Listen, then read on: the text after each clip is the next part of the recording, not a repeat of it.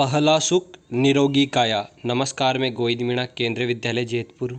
इस वीडियो में हम क्लास 7th के सिविक्स के chapter number 2 role of the government in health को स्टडी करेंगे। जैसा कि पहला सुख निरोगी काया, यानी हमारे लिए जो सबसे पहला सुख होता है हमारे शरीर के लिए, वो निरोगी काया। निरोगी मतलब जिसमें किसी भी प्रकार का रोग ना हो, बीमारी ना हो, तो वही हमारे लिए सबसे बड़ा सुख होता है। तो देखो, जो गवर्नमेंट होती है, गवर्नमेंट के कई सारे वर्क्स होते हैं उस सिटीज़न के लिए, नागरिकों के लिए, लोगों के लिए। उनमें से एक काम होता है गवर्नमेंट का, वो होता है हेल्थ का, लोगों को अच्छी हेल्थ प्रोवाइड करवाना। तो इस चैप्टर में हम जानेंगे कि गवर्नमेंट का हेल्थ में क्या रोल होता है, किस प्रकार से किसी भी कंट्री के लिए जो हेल्थ है ना कितनी इम्पोर्टेंट होती है। यदि कोई व्यक्ति की हेल्थ अच्छी नहीं होगी तो सही तरीके से काम नहीं करेगा। अगर वो सही तरीके से काम नहीं करेगा तो देश में जो प्रोडक्शन है ना वो भी कम होगा और देश का विकास भी कम हो जाएगा। तो देखते हैं इसमें हमारे जो टॉपिक रहेंगे वो इस प्रकार से रहेंगे। तो सबसे पहले हम जानेंगे कि हेल्थ क्या होती है। किसी भी व्यक्ति में जो हेल्थ होती है ना वो उसको हम कैसे समझेंगे। इसके बाद हेल्थ केयर जो फैसिलिटी है इंडिया में, कि इंडिया में कितनी हेल्थ केयर फैसिलिटी है, उसको हम स्टडी करेंगे, है ना। इसके बाद हम भारत में देखो हेल्थ केयर जो फैसिलिटी होती है ना, दो सेक्टर प्रोवाइड करवाते हैं, एक प्राइवेट एक गवर्नमेंट। तो प्राइवेट में तो जो ओनर होते हैं ना वो कोई इंडिविजुअल होता है, वहीं जो पब्लिक हेल्थ केयर फैसिलिटी होती है ना इसको गवर्नमेंट प्रोवाइड करवाती है। ठीक, अब देखो हेल्थ केयर तो मिल रही है लोगों को, प्राइवेट भी मिल रही है और पब्लिक भी, लेकिन हेल्थ केयर में इक्वलिटी है या नहीं है, यानी कि गरीब लोगों को भी उतना ही स्वास्थ्य सुविधाएं मिल रही है जितनी अमीर लोगों को मिल रही है ना। तो इसको कहेंगे हम इक्विलिटी। तो हेल्थ केयर में कितनी इक्विलिटी है इंडिया में उसको हम जानेंगे। इसके अलावा जो सस्टेनेबल डेवलपमेंट गोल 3 है ना, जो हेल्थ फॉर ऑल है ना जो है, उसके बारे में भी हम जानेंगे। यानी हम क्या कर सकते हैं सभी लोगों को एक अच्छा स्वास्थ्य सुविधा देने के लिए। इसके लिए हम 2 केस स्टडी देखेंगे। केस स्टडी में पहला केस हमारे इंडिया का होगा जिसमें केरला का देखेंगे, और सेकंड होगा कोस्टा रिका का। कोस्टा रिका जो सेंट्रल अमेरिका है, नॉर्थ अमेरिका और जो साउथ अमेरिका है, दोनों के बीच में एक कंट्री है। तो वहाँ का भी हम एग्जाम्पल लेंगे कि हेल्थ केयर फैसिलिटी को कैसे इंडिया में इन्हेंस किया जाए। चैप्टर को स्टार्ट करने से पहले इन्फॉर्मेशन है, सभी अपनी सिविक्स की जो टेक्स्ट बुक है, अपनी जो किताब है, अपने साथ में रख के पॉलिटिकल साइंस की, और वीडियो को पॉज करके ये जो डिटेल है इसको पढ़ लें। तो देखो हेल्थ क्या होती है। तो देखो सिंपल सी बात है, कोई भी व्यक्ति अपनी फुल कैपेसिटी के साथ, जो उसमें क्षमता है ना, उससे फ्री हो, उसको किसी प्रकार की डिजीज़ ना हो और वुंड्स ना हो, और अपना काम करे फुल कैपेसिटी के साथ, और वो स्वस्थ रहे, तो उसी को हम क्या कहेंगे, हेल्थ कहेंगे। स्वस्थ व्यक्ति कौन है, जिसको किसी भी प्रकार की कोई बीमारी नहीं है और उसको किसी भी प्रकार की डिजीज़ नहीं है, ताकि वो अपने काम को सही तरीके से कर सके। तो देखो डिजीज़ 2 टाइप की होती है, एक मेंटल हेल्थ होती है ना, जो मानसिक बीमारी होती है, एक होती है फिजिकल, जैसे हमें बुखार आ गया या फिर दूसरी कोई बीमारी हो गई।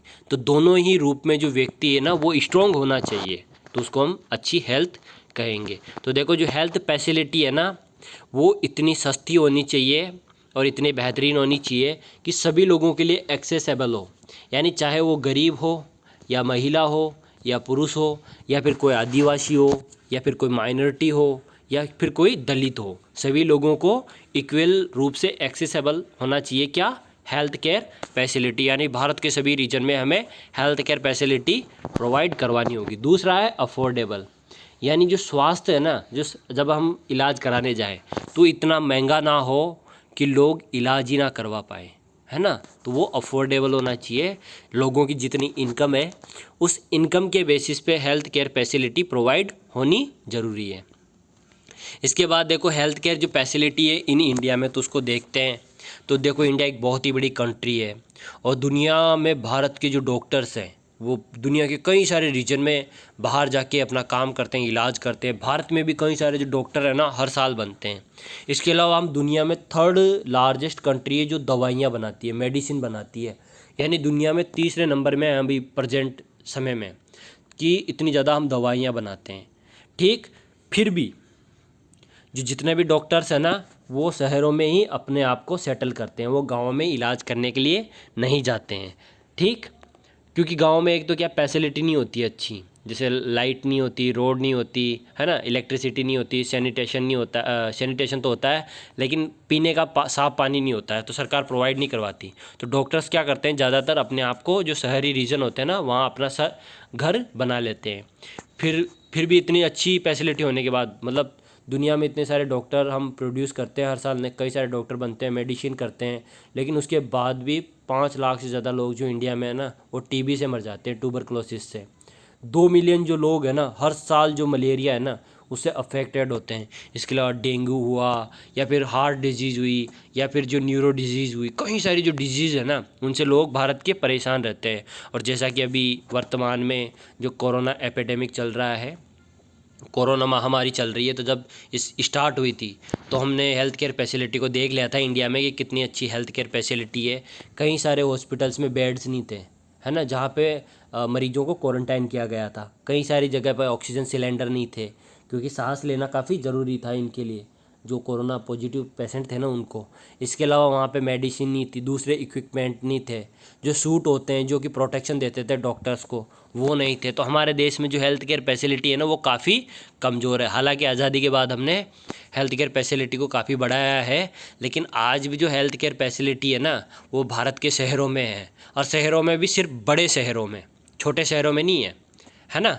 तो इसको हमें भारत के प्रत्येक गाँव तक, प्रत्येक शहर तक और प्रत्येक व्यक्ति तक पहुंचाना है। ठीक, अब देखो भारत में 2 टाइप से जो हेल्थ केयर फैसिलिटी है ना वो प्रोवाइड करवाई जाती है। फर्स्ट है प्राइवेट हेल्थ केयर फैसिलिटी, जिसका जो ओनर होते हैं ना वो प्राइवेट लोग होते हैं, जो इंडिविजुअल होते हैं। और एक होती है पब्लिक हेल्थ केयर फैसिलिटी, जिसको गवर्नमेंट प्रोवाइड करवाती है। तो देखो आप जब प्राइवेट को देखोगे तो प्राइवेट में क्या होता है कि जो इसके ओनर होते हैं वो हर चीज़ के लिए, हर सर्विस के लिए क्या लेते हैं, मनी लेते हैं, कई सारा पैसा लेते हैं। जैसे आपने भी कभी ये चीज़ महसूस की होगी, जब आप हॉस्पिटल में गए तो एक छोटा सा चेकअप होता है ब्लड का, तो उसमें आपसे 500 रुपये की फीस ले लेते हैं। फिर इसके अलावा आपके दूसरे चेकअप होते हैं, चाहे एक्सरे हो, लीवर फंक्शन टेस्ट हो, या फिर एमआरआई हो, है ना, या फिर सोनोग्राफी हो, तो हज़ार हज़ार रुपये लेते हैं। वो काफ़ी ज़्यादा उनकी फीस होती है हॉस्पिटल्स की।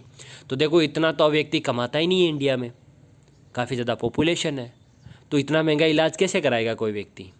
तो प्राइवेट हेल्थ केयर जो सर्विसेज है ना वो कंट्रोल होती है, जो गवर्नमेंट के द्वारा कंट्रोल नहीं होती है। और इसमें क्या होता है, हर चीज़ का पैसा होता है।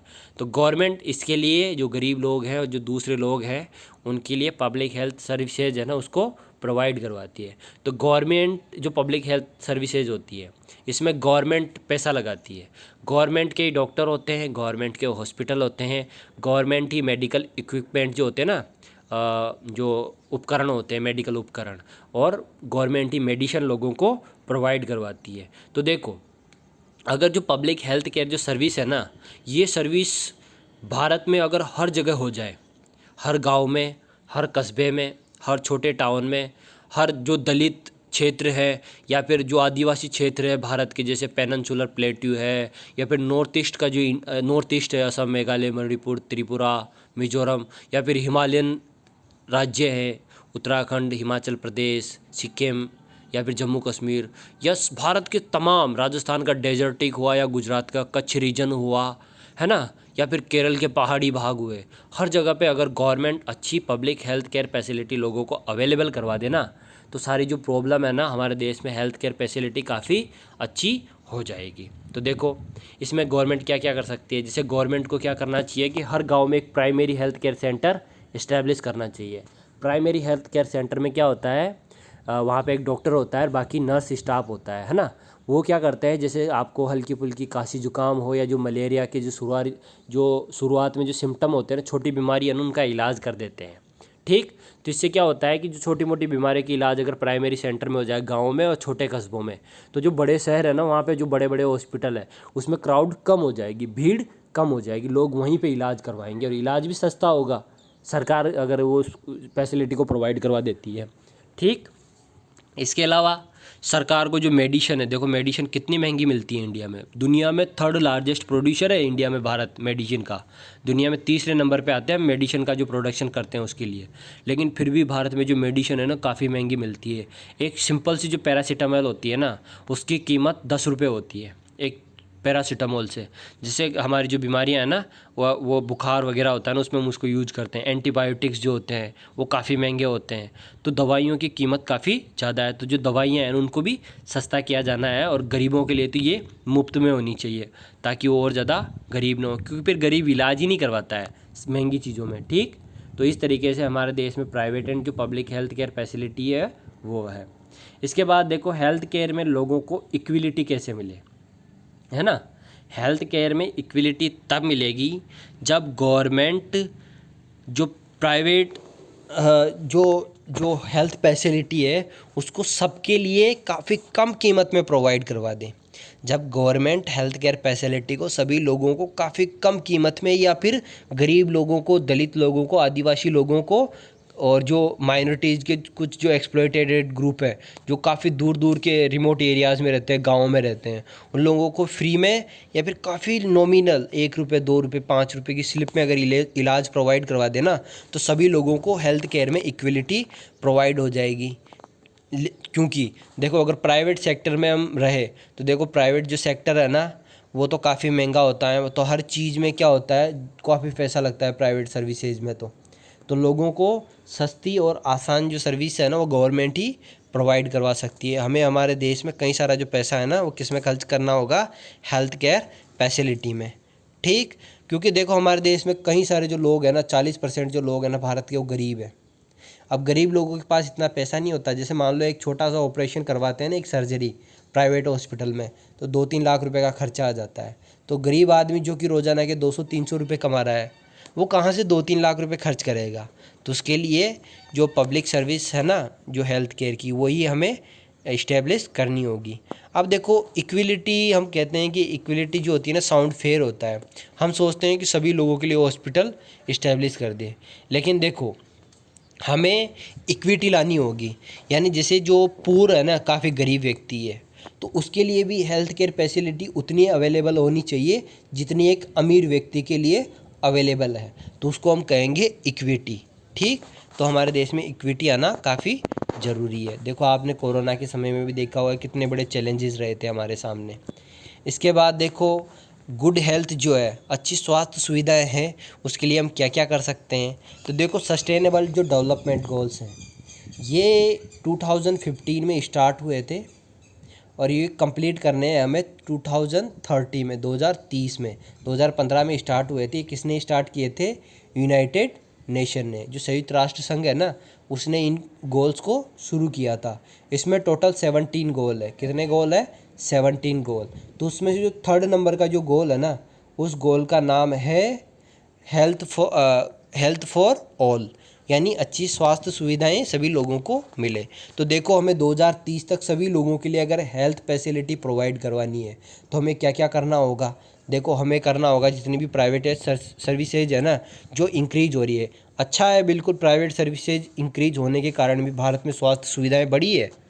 ये जो निजी सेवाएं हैं ना, जो प्राइवेट सेक्टर है, इसके ज़्यादा होने से भी हमारे देश में स्वास्थ्य सुविधाएं बढ़ी है, क्योंकि कई सारे लोग अफोर्ड कर लेते हैं प्राइवेट हेल्थ केयर फैसिलिटी को। लेकिन फिर भी हमें जो है ना, पब्लिक सर्विस को ज़्यादा बढ़ाना होगा, क्योंकि भारत के ज़्यादातर लोग गरीब है, और जो गरीब नहीं है ना, वो भी अगर एक बार इलाज कराते हैं तो 3-4 लाख रुपए का जब उनके लिए खर्चा होता है ना, तो वो गरीब हो जाते हैं। तो हमें क्या करना होगा, भारत में जो पब्लिक सर्विसेज है ना, यानी सरकारी अस्पताल, सरकारी डिस्पेंसरी, सरकारी डॉक्टर, सरकारी नर्सेज, है ना, सरकारी मेडिकल कॉलेज, सरकारी मेडिसिन, हर चीज़ हमें सरकार की तरफ से गरीब लोगों के लिए प्रोवाइड करवानी पड़ेगी। इसके अलावा जो प्राइवेट सर्विसेज है ना, देखो प्राइवेट जो सर्विसेज है ना बहुत बेहतरीन है इंडिया में। भारत से बाहर से भी लोग इलाज करवाने के लिए आते हैं, लेकिन जो प्राइवेट सर्विसेज है ना वो सिर्फ अर्बन रीजन तक ही है, गाँवों तक ही है। तो प्राइवेट सर्विसेज के साथ साथ जो पब्लिक सर्विसेज है ना, इनको भी हमें गाँव में लेके आना होगा। यानी जो गाँव है ना हमारे, देखो हमारे देश की 60% जो पॉपुलेशन है वो तो गाँव में रहती है अभी भी।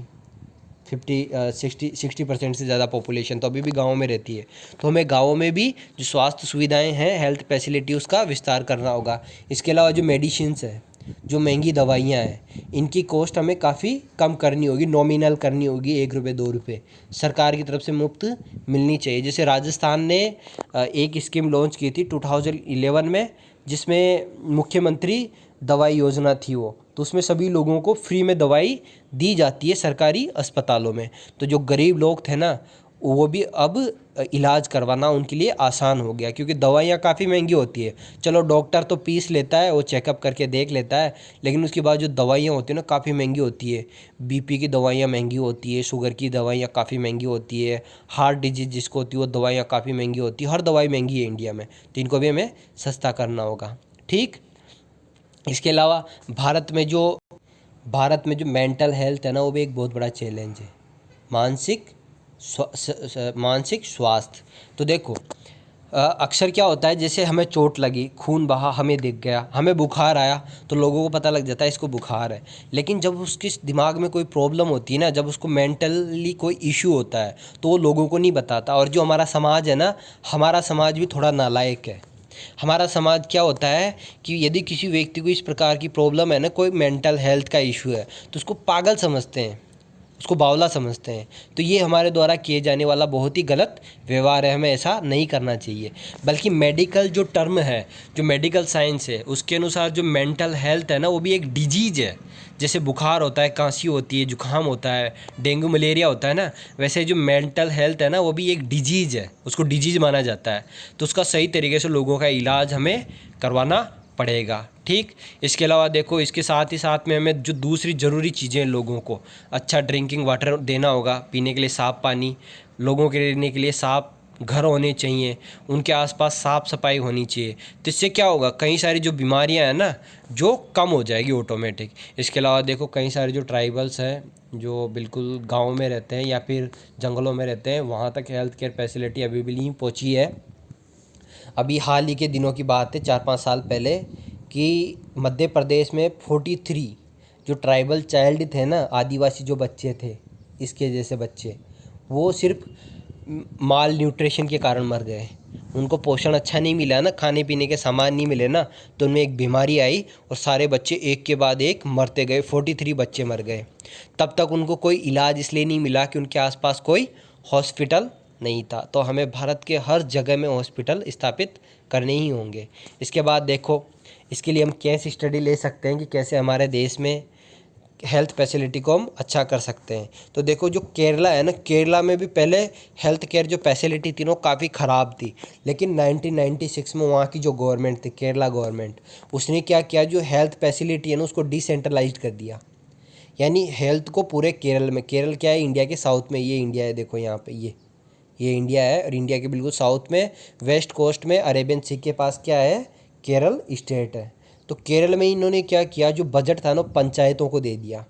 पंचायत लेवल पे जो बजट थे ना, वो बनाना शुरू किए, किसके लिए, हेल्थ के लिए। तो इससे क्या था, जैसे जो गांव है ना, वहीं पे वो एक बजट देंगे उस सरपंच को, उस पंचायत को, कि आप आपकी इस पंचायत में इतना इतना पैसा खर्च कीजिए, यहाँ पे आप एक डिस्पेंसरी बनाइए, प्राइमरी हेल्थ केयर सेंटर बनाइए, जहाँ पे एक डॉक्टर होगा, एक नर्स होगी, जो यहाँ पे गांव लेवल पे ही इलाज करेगी। तो इससे क्या हुआ, केरला में कई सारे लोगों की जो बीमारियां हैं ना, उनका इलाज पंचायती लेवल पे होने लग गया, यानी लोकल लेवल पे ही होने लग गया। तो जो केरल है ना, केरल की जो स्वास्थ्य सुविधाएं, जो हेल्थ फैसिलिटी है ना, भारत में सबसे बढ़िया हेल्थ फैसिलिटी है।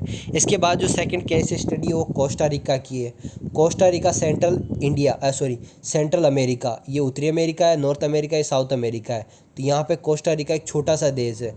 तो कोस्टा रिका ने भी जो हेल्थ केयर फैसिलिटी है ना, उसमें काफ़ी ज़्यादा जो पैसे हैं ना, वो खर्च किए, और लोगों की स्वास्थ्य सुविधा बढ़ाने के लिए वहाँ पे अच्छे एडवोकेट फैसिलिटी अवेलेबल करवा दी। इस कारण से जो कोस्टा रिका के जो गरीब लोग हैं ना, उनको भी हेल्थ केयर फैसिलिटी मिल जाती है। तो इंडिया के बाकी जो स्टेट है, इंडिया के जो बाकी गांव हैं, बाकी जो शहर हैं, वहाँ पे भी हमें केरला की तरह ही और कोस्टा रिका की तरह ही एडवोकेट फैसिलिटी इस्टेब्लिश करनी पड़ेगी। किसके लिए, लोगों के लिए हेल्थ केयर फैसिलिटी, ताकि जो 43 जो बच्चे मरे थे ट्राइबल, वो भारत में दोबारा ना मरे। देखो, किसी भी डेमोक्रेटिक जो कंट्री होती है, उसमें गवर्नमेंट के काम होते हैं अच्छी एजुकेशन लोगों को प्राप्त करवाना, लोगों को अच्छी हेल्थ केयर फैसिलिटी प्रोवाइड करवाना, अच्छा एम्प्लॉयमेंट, रोज़गार प्रोवाइड करवाना। देखो, जो गवर्नमेंट होती है ना, हमारी हाकिम नहीं होती, हमारी राजा नहीं होती है, हम उसकी प्रजा नहीं होते हैं। गवर्नमेंट हमारी सर्विस प्रोवाइडर है। गवर्नमेंट को हम इसीलिए इलेक्ट करते हैं कि वो हमारे लिए काम करे। अगर वो हमारे लिए काम नहीं करती ना तो हम उससे क्वेश्चन करते हैं और 5 साल बाद में उसको वोट दे के हरा देते हैं कि आपने हमारे लिए काम नहीं किए हैं। तो गवर्नमेंट का वर्क होता है हमारे लिए काम करना, वो कोई हमारी हाकिम नहीं होती है। तो हमें सरकार से सवाल करने चाहिए। ठीक, तो इस तरीके से जो चैप्टर नंबर 2 था हमारा, the role of the government in the health care facility, वो कंप्लीट हो गया। इसका एक बार हम रिवीजन कर लेते हैं। तो सबसे पहले हमने हेल्थ को जाना। तो हेल्थ क्या होती है? कोई भी जो व्यक्ति है वो मानसिक रूप से और शारीरिक रूप से स्वस्थ हो और उसमें जितने कैपेसिटी है काम करने की वो उतना काम करे। और अच्छी हेल्थ कब होगी? जब वो हैप्पी रहेगा, जब वो खुश रहेगा, वो अच्छी नींद लेगा 8 घंटे से ज़्यादा, वो एक्सरसाइज करेगा टाइम टू टाइम, वो अच्छा खाना खाएगा, अच्छा पानी पिएगा, तभी तो वो अच्छा हेल्थ होगी ना उसकी। ठीक, और हेल्थ जो फैसिलिटी है ना वो सबके लिए एक्सेसिबल होनी चाहिए, यानी कि हर व्यक्ति तक जो हॉस्पिटल सुविधा है ना वो पहुंचना ज़रूरी है, चाहे वो आदिवासी हो जो जंगलों में रहते हैं या फिर जो शहरों में रहने वाले लोग हों, उनको भी एक्सेसिबल होना चाहिए हेल्थ केयर फैसिलिटी, और अफोर्डेबल होनी चाहिए, यानी कि वो सस्ती होनी चाहिए ताकि लोग आसानी से उसमें पैसा खर्च कर सकें। इंडिया में जो हेल्थ केयर फैसिलिटी आप बात करोगे, दुनिया में सबसे ज़्यादा जो डॉक्टर है ना वो इंडिया से बनते हैं। दुनिया में हम तीसरे नंबर में मेडिसिन प्रोडक्शन करने में, लेकिन फिर भी भारत में 5 लाख से ज़्यादा लोग टीबी से, कई सारी बीमारियों से मर जाते हैं, है ना। ठीक, इसके बाद हमने जाना प्राइवेट और जो पब्लिक हेल्थ केयर फैसिलिटी है। तो जो पब्लिक हेल्थ केयर सर्विस है ना उसमें जो ओनरशिप होती है ना वो गवर्नमेंट के हाथ में होती है, गवर्नमेंट सारा काम करती है। वहीं जो प्राइवेट हेल्थ केयर जो सर्विसेज होती है ना, इसका कंट्रोल किसके हाथ में होता है? किसी इंडिविजुअल के हाथ में। ठीक, इसके बाद हमने हेल्थ केयर एंड इक्विलिटी को जाना। तो सभी लोगों के पास, जो गरीब से गरीब आदमी है ना, व्यक्ति है, उन तक भी जो हेल्थ केयर फैसिलिटी है वो पहुंच जाएगी। तो उसको हम क्या कहेंगे? इक्विलिटी। और उसमें भी सबसे ख़ास बात यह है कि गरीब भी अपने लिए बराबर स्वास्थ्य सुविधा ले सके जितनी एक अमीर व्यक्ति लेता है। तो हमें इक्विटी लानी है समाज में। इसके बाद हमें क्या क्या करना ज़रूरी है? हमें जो पब्लिक सर्विसेज है उनको इंक्रीज़ करना होगा, जैसे प्राइवेट सर्विसेज इंक्रीज हुई ना, उनको इंक्रीज करना होगा। इसके अलावा जो प्राइवेट सर्विसेज है उनको गाँवों तक भी लेके जाना होगा, साथ साथ में पब्लिक सर्विसेज को भी लेके जाना होगा। दवाइयों को सस्ता करना होगा, गरीब लोगों के लिए भी हमें स्वास्थ्य सुविधा प्रोवाइड करवानी होगी। और ये सब चीज़ें कब होगी? इसके अलावा में ड्रिंकिंग वाटर, लोगों के लिए घर, कई सारे लोगों के पास आज भी घर नहीं होते, बेचारे ऐसे ही खुले आसमान में, विंटर में, सर्दी में वो ठिठुरते रहते हैं, बारिश के समय में उनके ऊपर बारिश गिरती रहती है। तो उनके लिए एक अच्छा घर होना चाहिए, साफ़ सफाई होना ज़रूरी है। ठीक, और फिर हमने लास्ट में केस स्टडी जानी कि कैसे केरला ने effective health care facility develop करी। कहाँ पे? केरला में और कोस्टा रिका में। तो जैसे केरल ने किया और जैसा कोस्टा रिका ने किया, वैसे ही हमें पूरे भारत में हर गांव में, हर कस्बे में, हर स्टेट में, हर जगह हमें वैसी हेल्थ केयर फैसिलिटी प्रोवाइड करवानी होगी। तभी जो हमारा नारा है पहला सुख निरोगी काया, वो परिपूर्ण होगा, वो कंप्लीट होगा। तो इस प्रकार से जो हमारा चैप्टर है वो कंप्लीट हो जाता है। इस वीडियो को देखने के लिए आप सभी का बहुत बहुत धन्यवाद। Thank you very much.